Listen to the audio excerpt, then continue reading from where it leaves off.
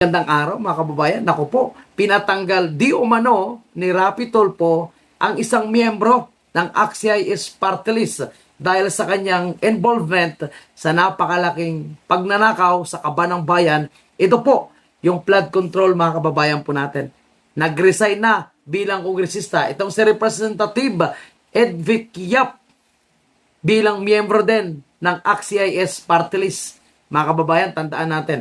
Ang AXIS Party List ay kilala na partido ng pamilya Tulfo.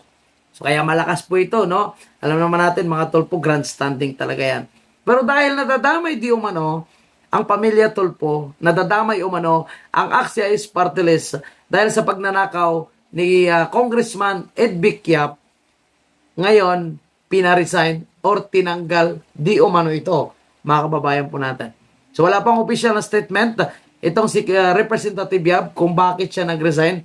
Pero ayon po sa mga lumalabas na impormasyon, siya ay voluntaryong nag-resign dahil din sa kagustuhan ng pamilya Tulfo dahil po mga kababayan sa usapin ng pagnanakaw dito po sa flood control project.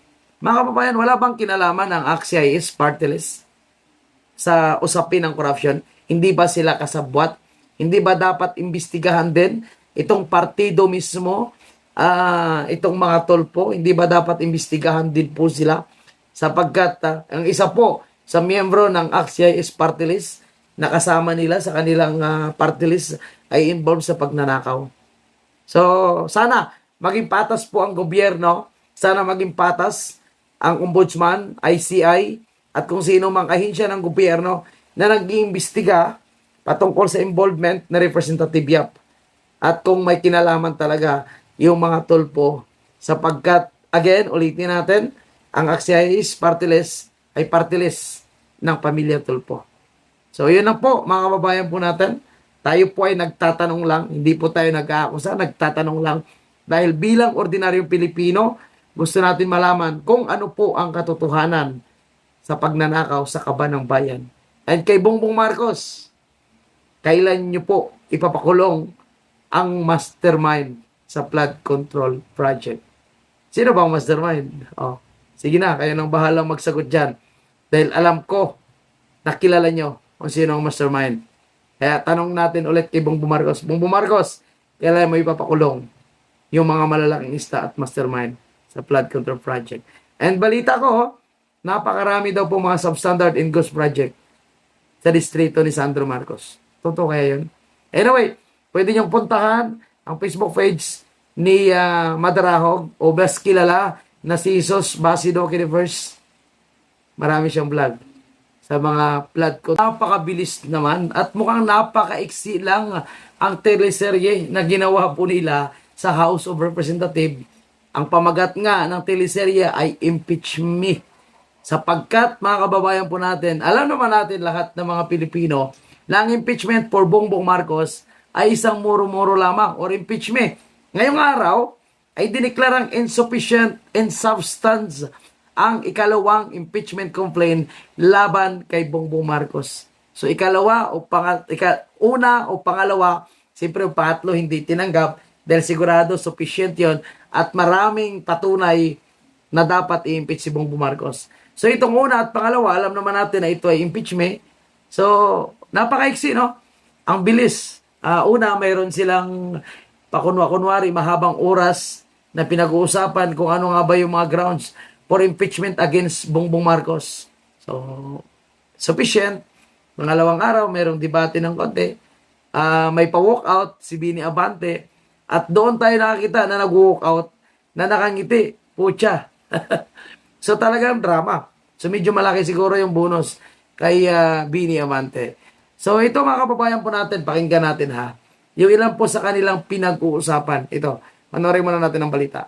O nagdesisyon na ang House Justice Panel sa mga reklamong impeachment laban kay Pangulong Ferdinand Marcos Jr. Idineklarang insufficient in substance ang mga reklamo o hindi pasok sa impeachable offense ang mga aligasyon alinsunod sa nakasaad sa saligang batas matapos pagbotohan ng mga miyembro ng House Justice Committee. Sa botong 42-1-3, mayorya ng House Justice Panel ang sumuportang insufficient in substance ang unang impeachment complaint na inihain ni Attorney Andre De Jesus at inendorso ni House Deputy Minority Leader at Pusong Pinoy Party List Representative Jeff Nisay. Samantalang sa Diyan pa lang, oh. Ang abogado na nag-file ng impeachment, sinasabing legal counsel ni Risa Marcos, at ang kongresista na nag-file naman, mga kababayan po natin, na si Pusong Pinoy, ay kaalyado rin po nila. So, anong tawag doon? Lotong Macau. botong 739-0 naman, tinutulan ang sufficiency of substance na ikalawang reklamong inihain ni Lisa Masa at iba pang progresibong grupo na inendorso naman ng So, wala tayong maasahan dyan, mga kababayan po natin. Actually, inisa-isa ni Congressman Reyes yung mga grounds. Siyempre, nandyan po yung sa usapin ng budget, nandyan po sa usapin ng pagkuha ng pera ng PhilHealth, no? So, napakarami kung tutuusin. Eh, siyempre, yung flood control project, yung insertion, no?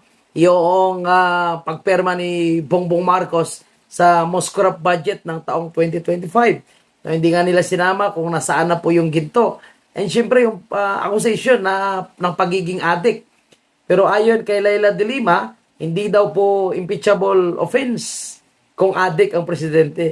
Okay. Alam naman natin, no, na magkasabwat na po sila. Kasi sila po yung bagong Unity Team 2.0 na mag-unite against kay Vice President Sara. And ano ba yung maasahan natin ito? Ay Lisa Masa, no? Sa Akbayan, Kabataan, mga party list na naka-align po sa mga grupong taga-bundok, no, na lumalaban sa gobyerno. So may maasahan pa po ba tayo sa kanila? Kaya kung insufficient man ang impeachment ni Bongbong Marcos, hindi na po tayo nagulat dyan. At yan na rin ang inaasahan ng publiko. Kaya ang sinasabi nilang, no, maibabalik ng Kongreso ang tiwala ng sambayan ng Pilipino sa pamagitan ng pagpapakita na sila ay patas at handang dinggin ang impeachment complaint ni Bongbong Marcos at ni Vice President Sara na parehong bigyan ng patas daw po na investigasyon. Yan po ay isang napakalaking kalokohan. At hanggat si Bongbong Marcos ang nakaupo, ang Kongreso ay hawak sa liig dahil sa mali-malitang pera na ninakaw sa kaban ng bayan. Kaya, alam mo, marami tayong nababasa sa social media na dapat i-abolish na po yung Senado at Kongreso dahil pareho nilang ginagamit sa kanilang personal interest, hindi po sa interest ng sambayan ng Pilipino. At yung sinasabi nilang, ibabalik nilang tiwala ng taong bayan, hindi po. Dahil sa ginagawa nila ngayon, no, ilalo pa silang nasisira. Lalo pa na nagagalit ang taong bayan dahil pinagluluko nila sa drama nila sa impeachment ni Bongbong Marcos. Pinapaikot-ikot nila eh. May investigation, may live stream, may pa-book out, no, may butuhan.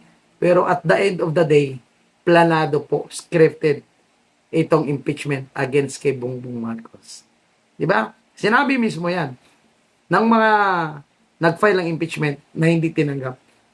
Si Atty. Topacio, Congressman Mike Defensor, si Atty. Respicio, at marami pang iba.